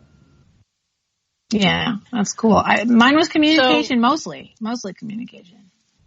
And I can remember sitting when you were talking. I was remembering sitting with my one girlfriend at a table, and she showed me how to bend the spoons, and so we demolished her silverware. Oh boy! And it's like we were done, and it's like, oh, I'm sorry, let's go get you some new silverware. So we did, but I have no idea how to do it now. It was just like we were in this mindset, like, here we go. Let's just, we went through like a half dozen or so spoons. And so there's a system about it, and she explained it to me, and they were doing it in State College. So the whole group was doing it. They were teaching, everybody's bending spoons. But, I noticed one thing. It wasn't the real thick, high-quality spoons. It's not like you were getting... or whatever, the ones that were $50 a spoon, right? So these were lesser quality spoons, but you couldn't bend them just physically. You had to put some energy through it and focus, and then it bent, and it was shocking. Same thing with the rods, the dowser rods. They were teaching how to do the dowser rods, and yes, and there was a group of them, and some of them will just sit there and they spin wildly, and they can't control them, and then others they would give them to them, and we could make them say yes or no with our minds. So, but I don't remember how this worked, but I recall levitating as a child, and then I was at a group at the Prophets Conference, and the guy came up and took the mic, and he said, anybody that levitated, come back and talk to me. And so I told Sasha, I'm going to go back and talk to this guy. I remember levitating, and I thought there'd be one, maybe two people back there. There were like 13 people that went back to talk to this guy. Wow. And we're all looking at each other like, you remember levitating? And I go, yeah. So we all shared our stories on the break between the session. So there's a lot more to humans than, we can imagine, because it's all repressed information. So, Dan, you were in this program. You were using your superpowers. Now, explain to Karen how you're in this body that's not your original body. Do you want to explain that to? Oh, there's no way. They weren't going to let us have that one. Oh, no way they were going to let that one come back. What they do is they clone you. When they deploy you at 17 and a half, they clone you. Not here. You're cloned on ship.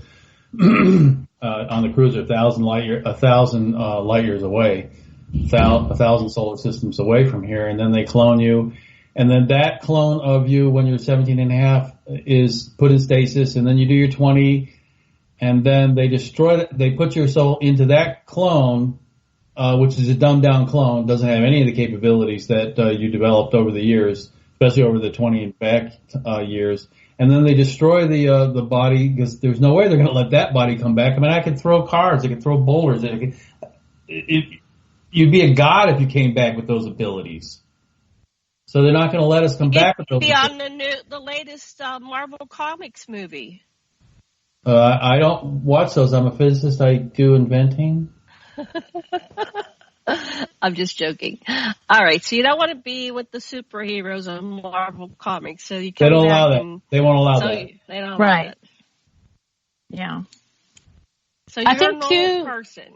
Yeah, I think too, a lot of people experience, I've noticed, sort of our kinds of folks seem to have a lot of physical ailments, odd diseases, rare diseases. Apparently, A.R. Bordon, I think his clone, I'm one of the ones that think his clone was the one that died of cancer, not him. But I mean, I think, they're dumbing down the physical body as well because, like you said, of course they don't want this to get out, and they certainly don't want, if you physically develop the ability to do stuff, they don't want that running around because it's why Superman has a secret identity, right? Because they don't want that to stick out, right? I'm Batman. Right. A lot of the really long-lived Anunnaki among us will stage their own death and then assume another identities because they keep living. Yeah, that makes sense. That makes sense because that's what they said. That's what they said that Enki did. He would just be in an area, and when it got obviously he should be dead, he would just move away before. Back then they didn't keep in touch with you. Or A.R. Bordon faked his death or had his death faked once before, and. So there was when I was in Texas, I hooked up with one of the group in between the founding of the Life Physics group and the groups he was in just before he did the last batch of us. And that's like throw a dart on the map of the United States, and you hit the one place where A.R. Bordon used to hang out. Happened to me. I got moved. I always feel like a weirdo chess piece because I got moved from I never thought I would hear about A.R. Bordon again at all when I moved that one time, and I got moved to a part of Texas where there was all these people who knew him. It was the weirdest thing, and I got to hear a whole bunch of weird.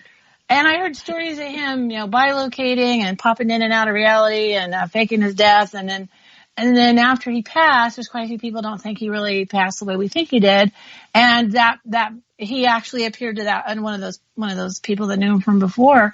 So he was a high level commander, I think. This person saw him in command, like a general's outfit or something. So I just don't think that I think he's not going to be interacting in the way that he did before, and definitely not finding any more acolytes like us. But we've continued to stay in contact with each other, and I'm like I said, I'm on a hiatus. I've been cocooning. I've been kind of like healing and cocooning and being a human, for a while. It's kind of nice. But I stayed I've watched others different ones, coming out with different information.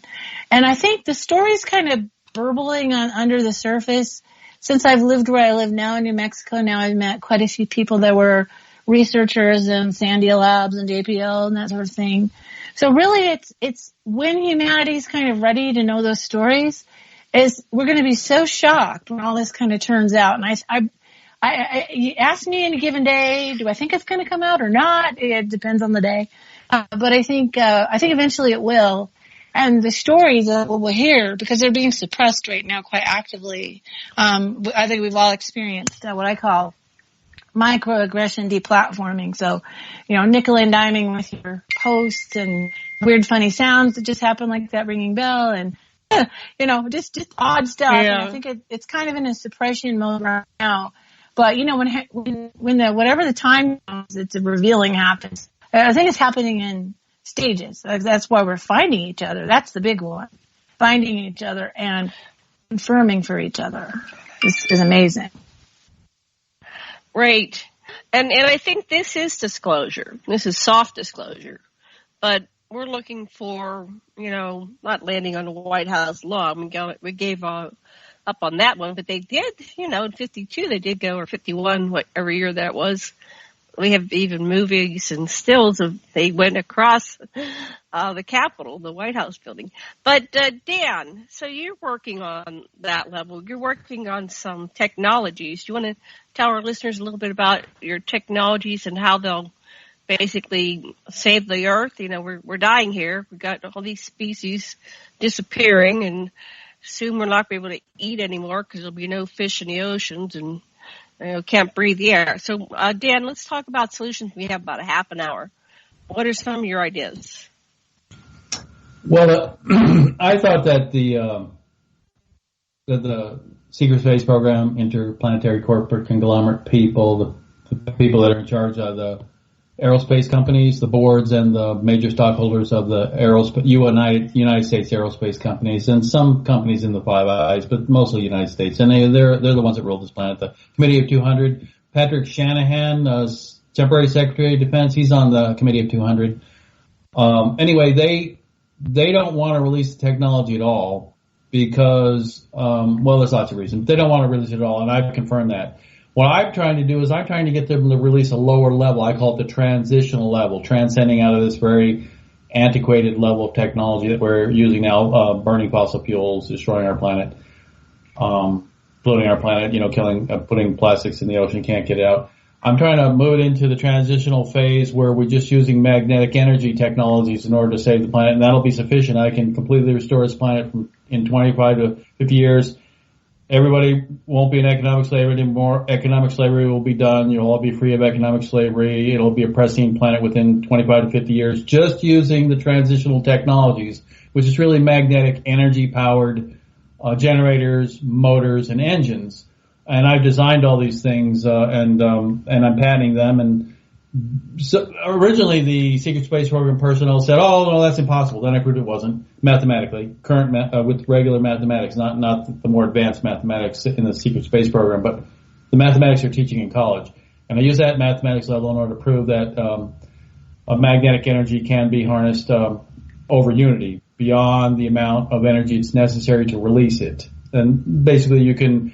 I just patented a component for a generator that is solid state, made of all off-the-shelf components, and a shoebox size one will power your house for 30 years straight. Costs about $200 to make. That's not what they're going to charge the end user. They might charge the end user about $2,000, but even that for 30 years, you're talking about a fraction of a penny per kilowatt hour to run everything in your house, 25 kilowatt continuous. Which is a peak requirement for houses in the United States, 25 kilowatt continuous for 30 years straight, nonstop. And then we have the ones for automobiles.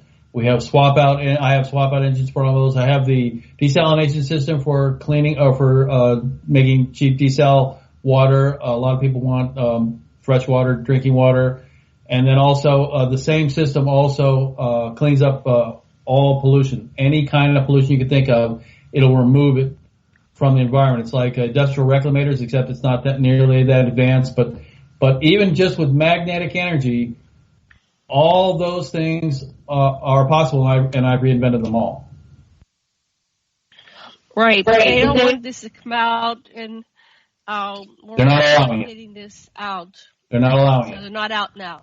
Not out yet. They're not allowing it. I know because I am the one pushing the buttons right there in Huntsville, Alabama, right there in D.C. So I know what they're going to allow. Because I'm the one screaming, "Let it go, let it go," and they're going, "No, no, no." So there's no hope. First they said, "Oh, that's not possible." Then I proved it was. Then they said, "Oh, but you can't invent that," and then I did and patented it. Now they're saying, "Oh, well, we're not going to do that." Well, okay, we'll work on that one. I'm working on it. Okay, so we're working on it. Don't we have any help outside of this matrix? Aren't there any I'm in contact with species. Go ahead and ask. Go ahead. Next, who was talking? Go ahead. Is that you, Sasha? Sasha. That was not me. My mic was turned off, Janet. Is that Karen? What would you like to say, though? No, it was a male voice. What would you like to say, Sasha? You're so quiet. Anyway. I wasn't going to say anything, Jen. I was just listening. Okay. So they're not going to allow, we're slaves. So explain to Karen how, I know Karen is aware, but what you're aware of about the nature of our enslavement. So we're not going to make this, I just believe, it's just a belief. I have a gut instinct. I'm very psychic that somehow this is going to happen. We're going to be permitted to create a better system. We may not be all, getting bailed out of jail, but the slave system is going to lighten up and give us a better quality of life. And That's why I wake up in the morning. I'm dedicated to that. So, Karen, do you have any questions for Dan or vice versa? No, I'd like to make a comment on what you guys are saying because my intensity adventure with this starts I just realized it was exactly 10 years ago in 2009 when I started automatic writing, downloading from the guides that were working with me at that time. And they kept telling me something that I honestly, being second generation pessimistic conspiracy theorist, didn't believe. I had a hard time believing at the time. Was they've insisted all along that we are going to transition to the new way. It's gonna happen. It's not a will it or won't it situation. But how that happens it has to do not with necessarily improving our technologies and all the way. We've got tons of just implications of being a technology person, implications of technology we already know, fully implemented would do some amazing stuff if it were allowed by this antiquated fractional economic system that we're in. So it's really kind of this philosophical spiritual realization. As I've worked with them, like they showed me markers of things to look for. So they showed me technical things to watch for, including 3D technology and all that kind of stuff and AI and whatnot. They've also showed me spiritually, philosophically what needs to happen. And that's, I wanted to know, okay, so what's the holdup? How do we get there? And they basically said it's really a commitment. So if it's a commitment of each one of us that we're going to pull our heads out of thinking that it's okay for there to be homeless, that it's okay for there to be starving kids on the street.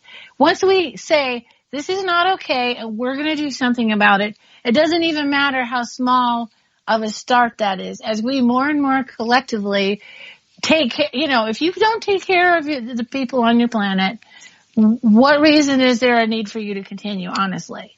Because eventually that's going to grind to a halt. You're going to blow yourselves up. You're going to starve yourselves out. It's not going to work. You're going to implode as a civilization, and you should. Why should the universe want that to continue? Is that just goes darker and darker? What they're saying is it's in the hands of every one of us, not special people, not high up people, not even the rich people. It's up to us to start to say, and not just say it, but commit to it. I'm not going, so this is the whole, look at it galactically and start locally situation, every one of us needs to start walking in the direction of, okay, I'm going to do this thing and I'm going to resolve that thing. And the more of us that do that, and A.R. Bordon was talking about a tipping point of it's like 6% of the population, not just the do-gooders, not the ones that are, on the front lines dealing with the homeless or whatever, but everybody. Stop blaming each other for what's happening. Stop calling each other sheeple, okay? Because now you're not going to work with someone you think is a sheeple, right? Doing it, not talking about it, not doing it on Facebook. Do something, okay, towards that. It's not up to the galactics to make sure we do, okay? Nobody brushed your teeth for you. Nobody, go to the back. You've got to be the one to do this. You have to do something and start working it, but really like yourself, okay?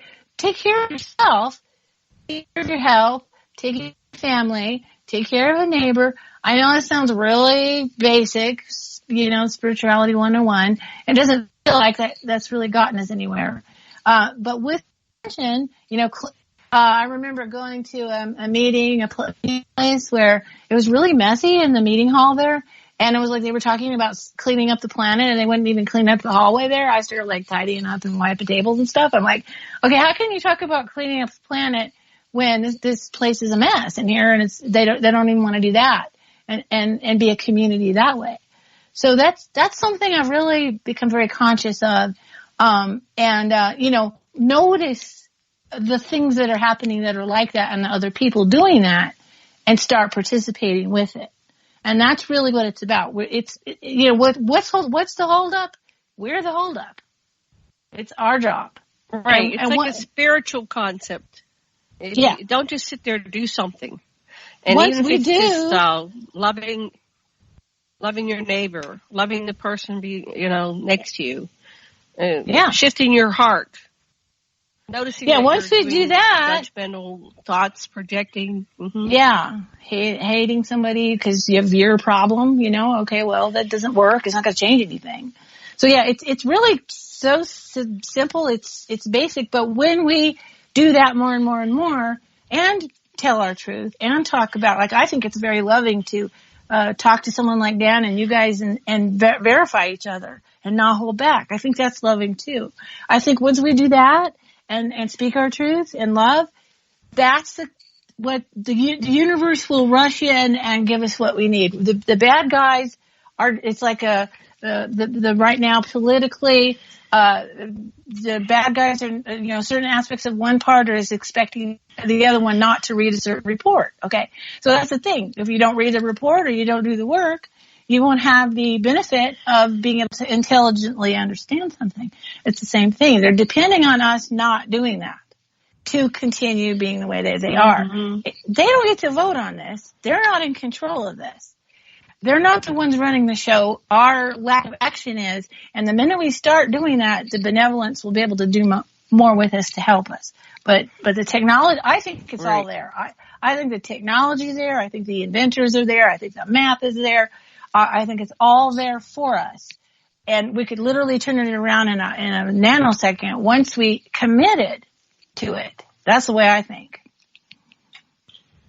Sasha wants to talk. Go ahead, Sasha. From my perspective, it seems that everything is just as it should be, and that the challenges that have reached an intensity that's appropriate to motivate us to do what's perfect. And so, it's always the best of times and the worst of the times, but this is our time right now. And it's really totally perfect in the overall scheme of things. And that's the way I look at it. Well, Karen was talking about being witnessed. So we're witnessing each other and being accepted for who you are and not having to show up as your facade anymore. You want to, that was part of that book, Emergence of Man. It's a teaching from, I guess, goes back to the 50s and 60s. What benefit is there to being witnessed? How does that help you heal, evolve, grow, and get conscious? Sasha. As soon as you're witnessing, you're step back one from being whatever part you've identified with. And that's the power in psychotherapy, in Jungian psychology. You learn to accept the opposites within you from a center, which sees which need each of those opposites within you serves. And every day, what you think is your center turns out to be a limited perspective because it's dualistically contraposed to another. And life is a sequence of becoming more and more aware of what interactive system you're trapped in. And what happens, it's the perturbations in a system is what we're experiencing now. The disturbances are what allow you to transcend this particular level, which you can do any second and which you're doing and not doing all the time. And so I think it's perfect.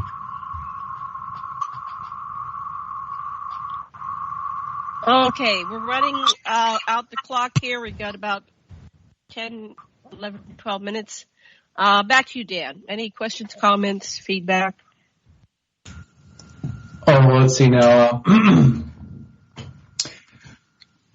The initiative process. So basically, yes, everybody has to be involved. The only way you're going to save yourself is if a vast majority of you become involved in doing that, and the only way people are going to do that, like Karen is saying, is that you have to get beyond your own selfishness and look to the community and serving others, and the vast majority of you will have to do that in order for us to free ourselves from the SSP sold everybody on this planet as slaves, and they're committed to that, and they don't want to change that. That's why they won't give us the technology, but we can change that. But it takes most of us to do that.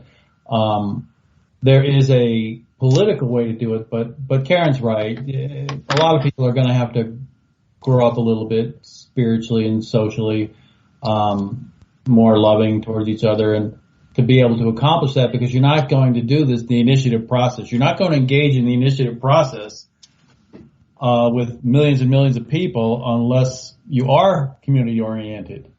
So yeah, Karen's right. I just think that it will come out as the initiative process. I like that. So go ahead. Oh, yeah, Your turn. yeah, I wanted to say, in that level, like, sometimes when I've been on your shows, it's like a shameless plug part of the, show. And, I don't have anything going on right now like that. So, no websites or anything. I'm in a zone right now for health.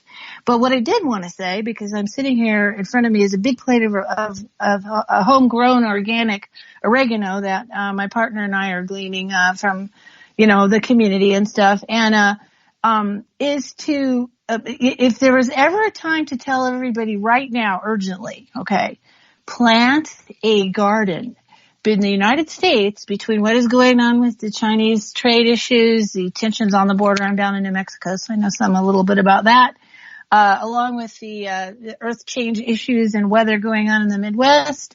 If there was ever time to plant a garden and plant a plant, if you can't do a garden, as well as plug into your local community when it comes to food, and make sure you're every square inch that you've got some kind of say-so on, start planning stuff. It's now. It's this year. This is going to be really what breaks down the control systems is when they're not in control anymore because they're not meeting people's needs.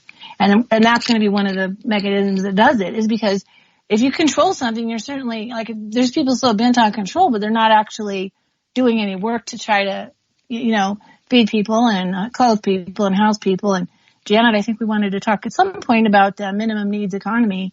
That is the breakdown. The control system gets so controlling. There's too many chiefs and not enough Indians, what does it say? I'm Native American, I could say that. Doing the work, which is everybody, and little kids and everybody. It's time to activate on that urgently. Is what I'd say. Okay, I know this is going to take a whole show, Janet, but the Chinese are our friends. They, the SSP gave China this planet in 1985. I know I was involved in that. That's going to take a whole show for me to explain it. They're not our enemies; they're our friends. It's going to take me a whole show to explain it. But they're just not what we're being taught that they are. Reader's Digest for. I will say I don't think there are enemies. We just have that politically going on. I absolutely think that everybody is our fellow Earthling for sure. I just want to say. Janet wants the short version. I think there are clients. The SSP, the Secret Space Program, gave this planet to China in 1985 as an agreement. They gave this planet to China as long as they could have everything else throughout the galaxy. And China went ahead and agreed to it in 1985, but they were unaware that the outer barrier was going to be put up in 2014. So so now the SSP says, well, we want this planet back now because we're in lockdown on the solar system. And the Chinese are saying, no, you made an agreement in 85, you got to keep it. So that's going to take a whole show for me to go over the details of that. So I'd love Karen back on that one. Well, yeah, thank you. I mean, we should be partnering with them and not feeling competitional because we're all on this planet together. And it would take every last one of us. I'm not one of those people that believes that we have the population we have because we need it for the entire collective. All the minds that we need to make changes and all. So, yeah, I'm hearing my echo, so I'm going to stop.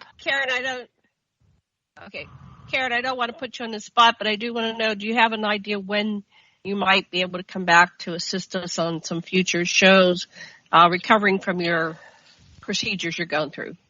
Well, I kind of blocked out. Yeah, I blocked out 2019 because I just had so many kind of lined up. My medical stuff is somewhat of a function of the on again, off again healthcare system that I had some things that I didn't take care of because I didn't have healthcare options, and so I'm catching those up. So talk to me in a couple months. I might be able to at least talk, and then I'm doing. I know some of you know Andrew Brashago. Keep him in your thoughts and help him out. He's having surgeries on his eyes because some of his residual from the Secret Space Program was damage to his eyes. And I have some of the sort of early stages of the same thing.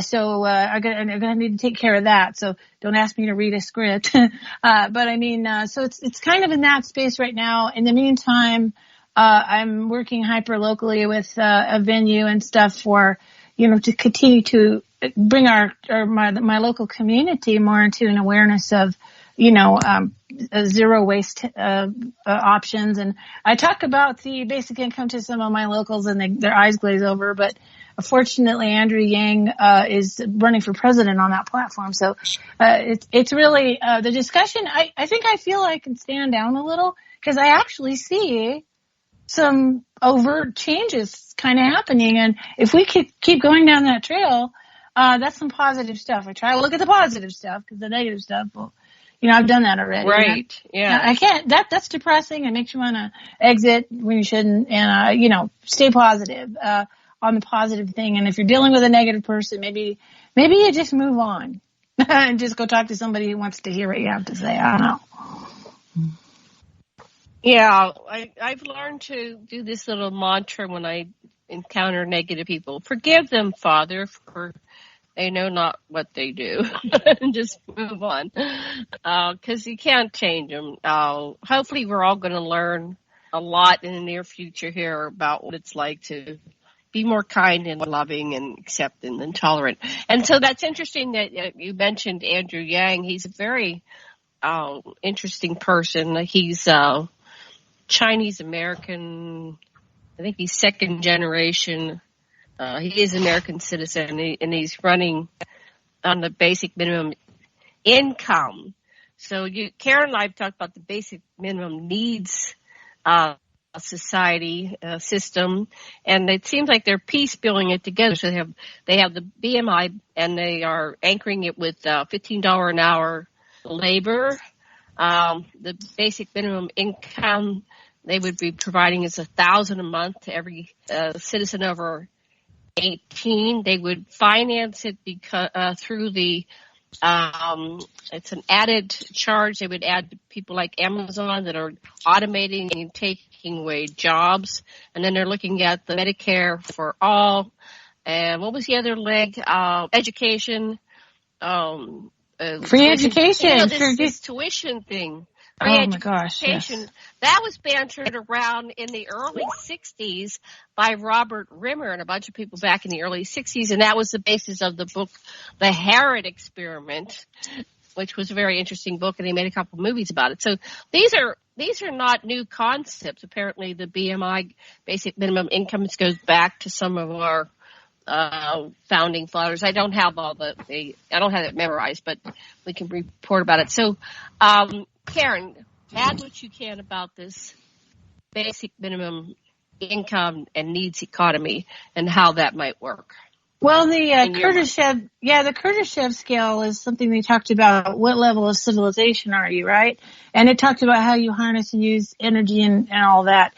I actually think it has to do with how do you treat your people. And so it's once you do, we're at I don't even know if we're 0, we were -1 or something, but we've got to get to the point where we take care of everybody so that we're not an imposition on, with poverty war and an imposition on the planet. And that's just a basic thing. So it'd be the basic income. It would be the income gets offset as we further develop technology. We won't need as much money, let's say, for energy is an example. We would have basic housing, if it's going to continue to be really ludicrously expensive. We're going to have basic education, and also healthcare, and also communication. You and I talked earlier today about communication. So we wouldn't have this thing where we're using a corporation to communicate with each other who can now cut us off and cause trouble, as well as transportation. And transportation systems that we could have could be, if we decide to bring all the exotic stuff in, it could be teleportation. We could now integrate. Nobody would be vying for the money to have the contract to do this. We can begin to integrate technology much faster because it's the money system that is the technology that's like, like it was your basic computer with a modem thing. I mean, it's the technology that's holding everything back is the monetary system, which is the wealth distribution system, and it's holding us back because we don't know how to support somebody who lost their job because it got automated right now. Or we don't know how to not have a billionaire make a lot of money because, like what happened to Nikola Tesla when he came up with free energy, and he was, the guys who bankrolled him cut him off because he said, hey, it's free energy, right? They didn't dig that so much. So we've had technology coming to us since 1800s even that would have helped us. Actually, that would have helped us. Our future would have been very different if we would have supported Tesla. So it's a matter of the will. The will, if you got the will, there'll be the way. And I think it's already there. And of course, the revelation of all the, technology in the secret space program. Star Trekian, I think you said, Janet, a Star Trekian. Yeah, like Star Trekian. Yeah. Yeah, we would be in a different timeline had they gone with Tesla technology, and we'd be spacefaring in the open program, not the secret space program, and we'd have cures for diseases and physical immortality or extreme longevity and all these things, which these are keeping us back. So, and who made these decisions, and how is this being enforced? I think part of it is we're keeping it that way because we don't have this alternative to wrap our minds around. This is a self-policing society. We keep ourselves in this box, and anybody that tries to go above it, they get knocked down and shitted and shamed. But I think we need to just wrap our heads around it and start embracing it. And we are co-creating this reality. We are the co-creators with God's source and universal consciousness. So we're creating this prison planet at the highest level. Okay, we're running out. Oh, God, we have 1 minute. Dan, finish out the clock. We got 1 minute. 1 minute. Okay, well, I'm looking forward to our next shows. You want to have a discussion about China. You want to have further discussion about the transition out of the economic slavery system, but that takes quite a bit of explaining. We have a lot to talk about. Okay, we will plan some future shows. Karen, you could have the final word then. Oh, go ahead. Yeah, plant a garden. Karen. Plant a garden. Get involved in supporting your own non-monetary way of having food. I think that's a big one right there, right now. And you can put food in pots. They have these little terrace gardens. Very good.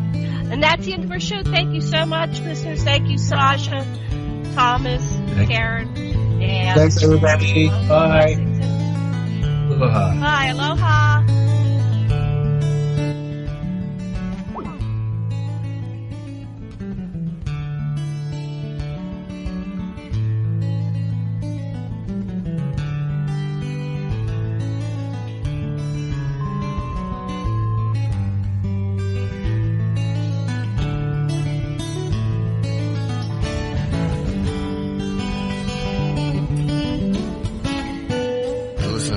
Radio at freedomslips.com, and we'll be right back after this message.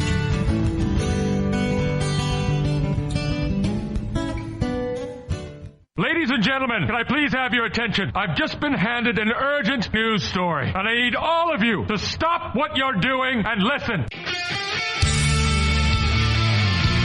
On the go?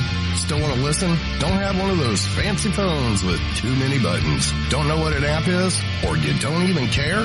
Well, we got you here at Revolution Radio. Now you can dial in 24/7 to listen to our shows. We have a number for Studio A and Studio B, and best of all, it's free. Don't forget, your carrier charges for your cell phone provider may apply, though, so check with your cell provider to make sure. So ready? Here you go. Get a pen. Here's the number. Studio A is 712-432-6958, and Studio B is 716-748-0112. Thank you very much for listening to Revolution Radio, freedomslips.com, the #1 listener-supported radio station in the world. Hey everyone, it's Barbara Jean Lindsay, the Cosmic Oracle. If you have questions about your past lives or future plans, need answers from the cosmos about your love life or career, or just want to keep your finger on the pulse of the planet, check out my show, The Cosmic Oracle, here on Revolution Radio at freedomslips.com.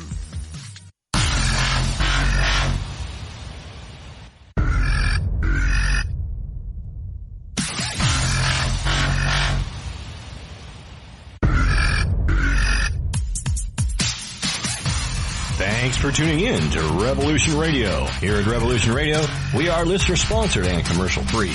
But there still are bills to pay. In order to raise some needed funds to cover the cost, our station is offering a silver special. In the continental United States for a $60 donation, or in Alaska, Hawaii, or Canada for a $70 donation, we will send you an uncirculated 2018 1-ounce pure silver Eagle. The $70 donation, the extra 10 is to cover shipping, by the way, outside of the continental United States. When making the donation, you must put Silver Eagle promo in the notes on the donation. And thank you for tuning in to Revolution Radio at revolution.radio and freedomslips.com. Without you, there is no us. Revolution Radio, where information never sleeps.